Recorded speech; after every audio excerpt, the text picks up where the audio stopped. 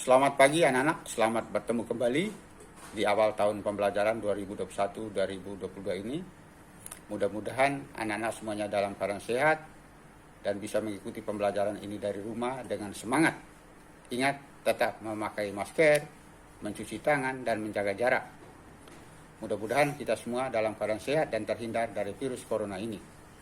Anak-anak, pada kesempatan ini kita akan mempelajari tema 1 tentang indahnya kebersamaan. Ya, sub tema 1 yaitu keberagaman budaya bangsaku. Nah, di sini anak-anak kita akan mempelajari tentang gagasan pokok dan gagasan pendukung. Gagasan pokok adalah topik yang dibahas pada suatu teks. Gagasan pokok ditemukan pada kalimat utama yang terletak di bagian awal, akhir atau awal dan akhir paragraf.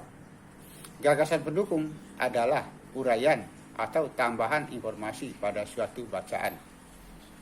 Lanjut anak-anak, bagaimana cara menentukan gagasan pokok dan gagasan pendukung? Yang pertama, bacalah teks dengan cermat. Dengan cermat itu artinya dengan teliti. 2. Cermati kalimat pertama hingga kalimat terakhir pada setiap paragraf. 3. Temukan kalimat utama dan kalimat penjelas dalam setiap paragraf. Perhatikan di slide, Pak Guru akan membacakan sebuah teks paragraf yang judulnya Batik. Batik. Batik merupakan kain tradisional Indonesia. Batik dihasilkan dengan cara dilukis atau dicetak menggunakan malam atau lilin yang dipanaskan. Kain batik berasal dari Pulau Jawa. Seiring berkembangnya waktu, kain batik tidak hanya ada di Pulau Jawa. Beberapa daerah di luar Pulau Jawa juga menggunakan batik sebagai pakaian tradisional. Misalnya batik Bali. Apa kalimat utama dari bacaan dari paragraf ini anak-anak? Kalimat utamanya adalah batik merupakan kain tradisional Indonesia. Lanjut anak-anak. Dari paragraf tersebut, anak-anak bisa menemukan kalimat penjelas. Pak Guru akan baca kalimat penjelasnya. Kain batik dihasilkan dengan cara dilukis atau dicetak menggunakan malam atau lilin yang dipanaskan. Kain batik berasal dari Pulau Jawa. Seiring berkembangnya waktu, batik tidak hanya ada di Pulau Jawa. Beberapa daerah di luar Pulau Jawa juga menggunakan batik sebagai pakaian tradisional. Misalnya batik Bali. Lanjut anak-anak. Ya. Gagasan pokok dari paragraf tersebut anak-anak adalah batik merupakan kain asli Indonesia. Kemudian gagasan pendukungnya pertama atau 1, cara membuat kain batik dari kalimat pendukung ke-1. 2, tempat asal kain batik dari kalimat pendukung kedua. 3, persebaran kain batik dari kalimat pendukung ketiga dan keempat. Baik anak-anak, demikian pembelajaran kita tentang gagasan pokok dan gagasan pendukung. Nah, sekarang kita lanjut tentang bentuk-bentuk keragaman di Indonesia. 1. Keragaman suku bangsa. Suku bangsa adalah sekelompok golongan yang hidup bersama di suatu tempat dan memiliki ciri-ciri budaya yang sama. Perhatikan di slide anak-anak. Perempuan suku Bali memakai kebaya dalam kehidupan sehari-hari. Mereka membuat anyaman sebagai tempat sesajen. Sesajen itu tempat untuk menyimpan, untuk tempat pada saat mereka berdoa. Ya, menyimpan benda-benda ya yang mereka sajikan pada saat berdoa. Secara bergotong royong anak-anak. Mereka mengerjakan anyaman itu secara bergotong royong dengan menggunakan pakaian kebaya. Lanjut ya. Contoh suku bangsa di Indonesia. 1, suku yang ada di Pulau Sumbawa. Ada namanya A. Suku Sumbawa, B. Suku Bima, C. Suku Donggo. 2. Pulau Jawa dan Bali. A. Suku Jawa, B. Suku Sunda, C. Suku Betawi, D. Suku Bali. 3. Pulau Kalimantan. A. Suku Dayak, B. Suku Banjar, C. Suku Melayu. 4. Sulawesi. A. Suku Bugis, B. Suku Minahasa, C. Suku Bual. 5. Kalimantan Kepulauan Nusa Tenggara. A. Suku Sasak, B. Suku Sumba, C. Suku Dawan. 6. Kepulauan Maluku dan Papua. Ada namanya suku A. Suku Tabelo, B. Suku Dani, C. Suku Asmat.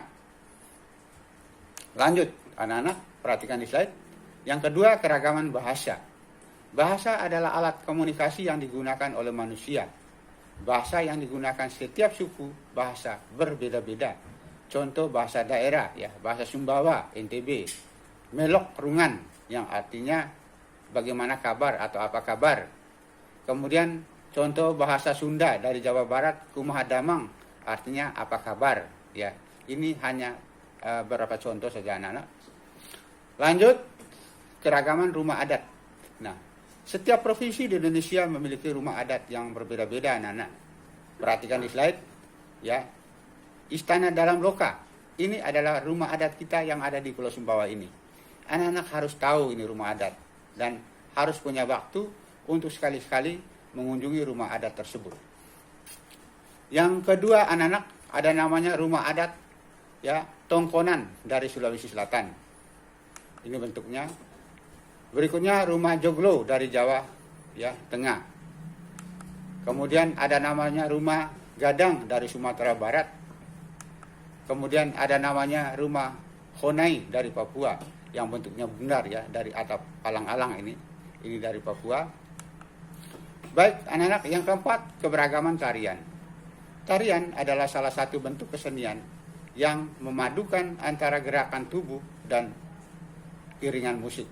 Ini adalah contoh tarian dari Sumbawa anak-anak, namanya tari nguri. Ya, anak-anak wajib tahu tari nguri yang ada di Sumbawa. Ini salah satu contoh saja.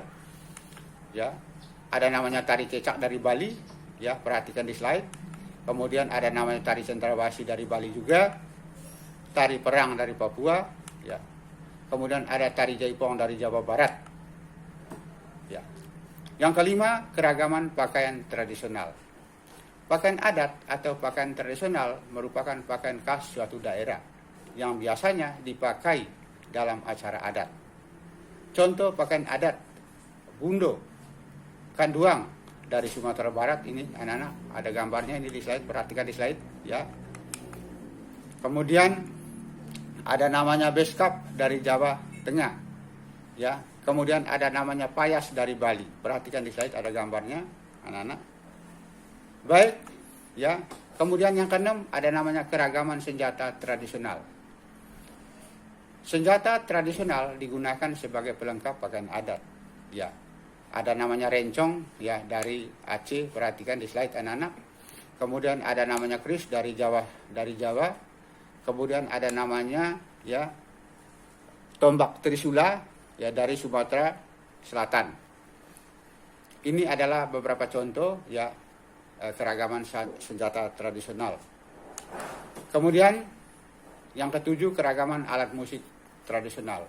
Setiap provinsi memiliki alat musik tradisional.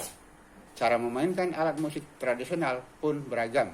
Contoh alat musik tradisional: tambo, ya, dari Aceh, angklung dari Jawa Barat, kemudian tifa dari Papua. Perhatikan ini bentuk alat musik tifa dari Papua anak-anak, perhatikan di slide ini, ya. Baik anak-anak, demikian pembelajaran kita melalui video kali ini. Mudah-mudahan apa yang Pak Guru sampaikan melalui video pembelajaran kali ini, anak-anak bisa menyimaknya dengan baik dan dapat mempelajarinya kembali di rumah. Sehingga apa yang kita pelajari hari ini betul-betul ada dampak buat anak-anak di rumah. Demikian anak-anak, harapan Pak Guru, lagi-lagi mudah-mudahan kita semuanya dalam keadaan sehat.